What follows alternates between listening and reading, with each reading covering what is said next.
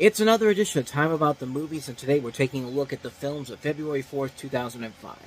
Only two movies, and, well, considering that the Super Bowl was this weekend, yeah, Hollywood's not going to release their biggest new releases on Super Bowl weekend. They'll do it nowadays, but not in 2005. No.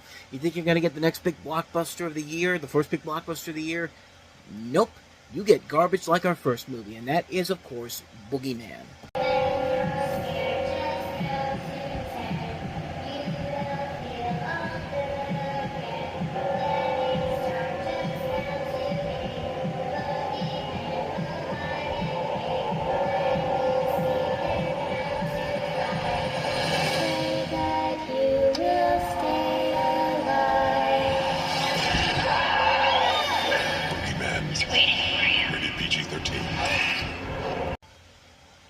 Oh, I'm sorry, you wanted me to give you a reaction. Oh no, Scary Kid. It's not like we haven't seen that before in 1,000,006 other horror movies. You know, the 2023 The Boogeyman was much more scarier than this movie was. And that movie was actually trying. This is bad. This is the type of movie that is perfect for a Super Bowl weekend because nobody's going to go see it except for the people on Friday. It's going to be that one day that it has, and then the drop-off's going to come on Saturday. Then nobody's going to go see it on Sunday because we're all watching the big game. And exactly what happened here. May have been the #1 movie, but it was quickly forgotten almost immediately. Yeah, it made its money back, but congratulations. You just wasted 67 million ticket buyers' time with this garbage.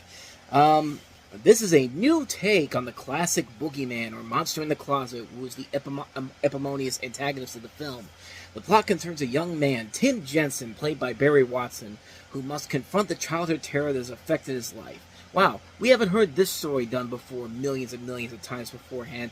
The Grudge just came out 3 months ago, and it's nearly the same movie, almost, with a couple of notable exceptions. So that movie was done better, with better jump scares and a better storyline, and just more fun to it. This is the bottom of the barrel. This is exactly what you expect from the movie, dumped in the first few weeks of the year.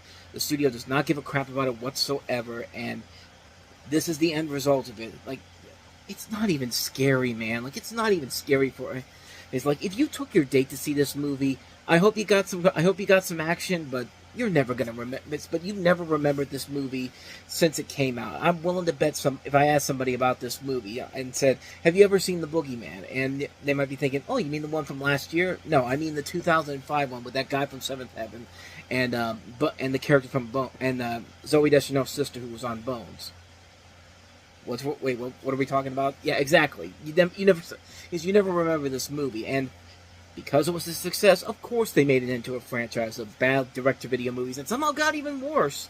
Than the original film. And yeah, I don't think I need to say anything more about this movie in general. I mean, yeah, you could say that it's produced by Sam Raimi all the time. Yeah, you could say it's made by it's written by Eric Kripke, who would later have much better success with Supernatural.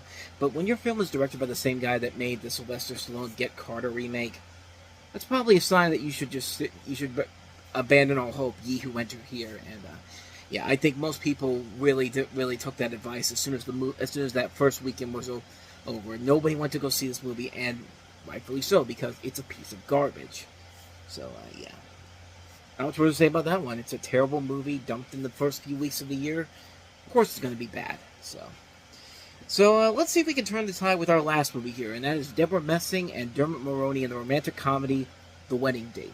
Little sister's getting married. Her ex-fiancé's the best man, and she doesn't have a date. We always thought that we would marry off Cat first. Desperate times call for desperate measures. Count it. 6,000 even. Hi, I'm the new guy. I'm sorry, I'm just a little nervous. Close your eyes and remember what an incredible woman you are. Oh, wow. You're worth every penny. The Wedding Date, rated PG-13, starts February 4th. Speaking of movies we've seen done before, stop if you've heard me this plot already.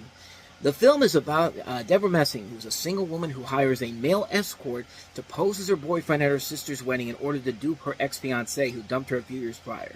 Will they get together? It's a romantic comedy. What do you think? What do you think's gonna happen? It's almost the same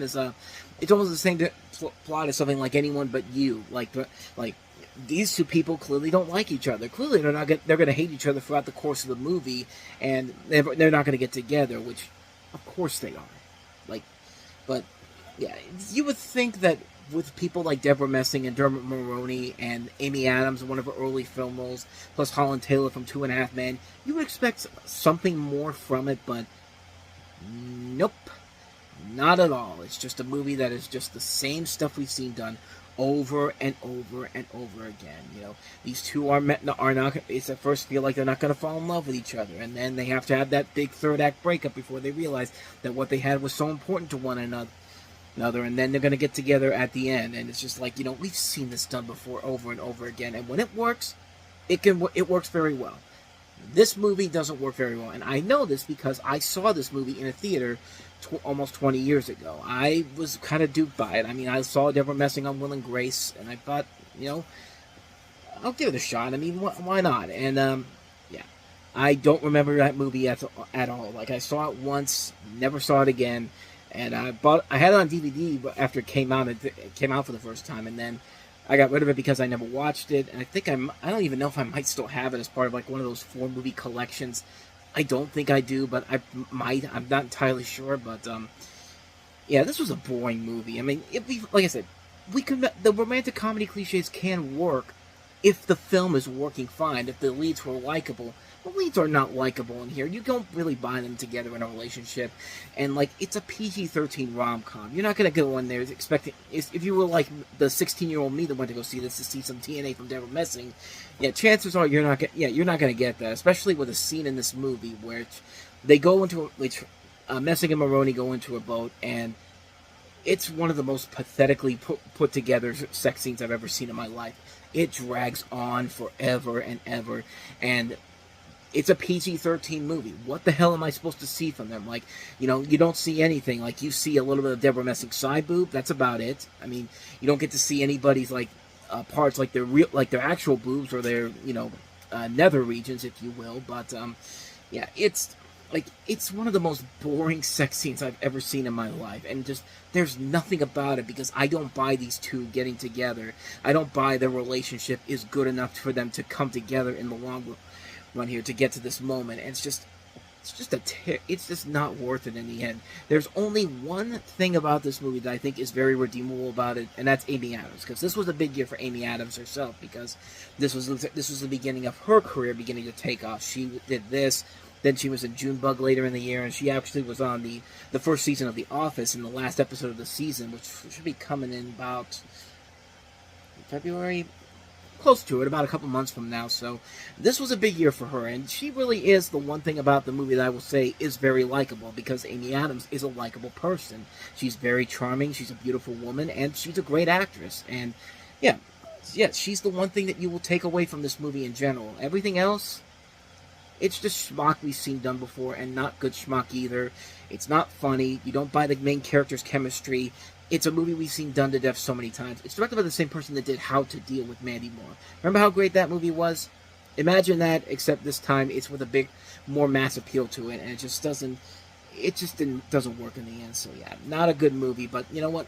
If you're going to choose between either this or Boogeyman, this might be your best bet, but even then, it's not worth it. And so with that said, we wrap up another edition of Time About the Movies. Next time we meet, we'll take a look at 2 more movies. Well, technically we would have had 3, but I saw one of them was Pride and Prejudice, and I already covered that in my 2004 Leftovers show. But we've got 2 movies of noteworthiness, including Will Smith, Eva Mendes, and Kevin James in the romantic comedy Hitch, which I'm already going to tell you is a lot better than The Waiting Date. But we also have the 3rd and final of the Winnie the Pooh 2000s movies that were coming out in theaters, Pooh's Heffalump movie. And we'll take a look at those 2 movies both on the next episode, so be on the lookout for that one tomorrow. But until then, thank you so much for watching, and if you want to see more videos like this, please hit the playlist on the next page, check out the previous episode, and also don't forget to hit the like and subscribe button if you want to see more videos like this on this channel. So, with that said, I am off. I will see you guys next time, and until then, as always, take care.